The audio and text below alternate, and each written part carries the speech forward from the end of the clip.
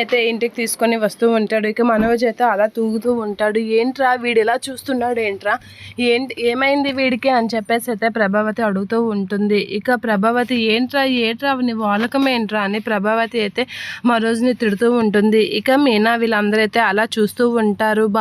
రోహిణి అయితే అలా మనోజ్ని చూసి షాక్ అవుతూ ఉంటుంది. ఏంటి మనోజ్ ఇలా ఉన్నాడు అని అయితే షాక్ అవుతూ ఉంటుంది. ఇక వీడేంట్రా ఇలా ఉన్నాడు, ఏం మాట్లాడుతున్నాడు కాదేంటి, ఏమైంది బాలు చెప్పు అని అయితే అంటూ ఉంటాడు. ఇక బాలు అయితే ఏం చెప్పకుండా అలా వాళ్ళ మల్లేష్ గారి గురించి అయితే చూస్తూ ఉంటారు. బాలు నువ్వు తాగావా, మనోజ్ నువ్వు తాగావా అని అనేసరికి ఏంటి చెప్పండి అనేది అంటూ ఉంటాడు.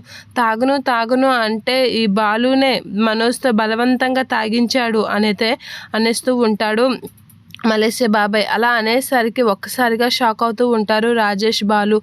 ఏంటి వీడిలా ప్లేట్ మార్చేశాడు అనైతే షాక్ అవుతూ ఉంటాడు బాలు. ఇక మా ప్రభావతి కూడా షాక్ అవుతూ ఉంటుంది. రోహిణి వీళ్ళందరూ అయితే షాక్ అయ్యి అలా చూస్తూ ఉండిపోతూ ఉంటారు. ఎంత పని చేసావరా, వాడితో కూడా ఈ అలవాటు మళ్ళీ మొదలు పెట్టించావా, నువ్వు చెడిపోయిందే కాకుండా ఇంకా వాడిని కూడా చెడగొడుతున్నావా అని చెప్పేసి ప్రభావతి అయితే బాలుని తిడుతూ ఉంటుంది.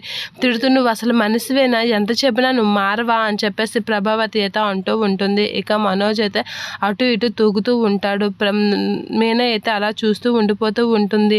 ఎంత చెప్పినా నీకు బుద్ధి రాదా, వీడిని చూడు ఎలా తీసుకొచ్చావని అంటే, నీలాగా వీడిని కూడా మా ఆయన్ని కూడా తాగుబోతుని చేయాలనుకుంటున్నావా, నీలాగా పచ్చి తాగుబోతుని చేసి ఏం చేయాలనుకుంటున్నావని రోహిణి అయితే తిడుతూ ఉంటుంది. ఆ మాటలకి సుశీలమ్మ అయితే బాలుని కొడుతూ ఉంటుంది. అలా కొట్టగానే బాలు అయితే అలా చూస్తూ ఉండిపోతూ ఉంటాడు.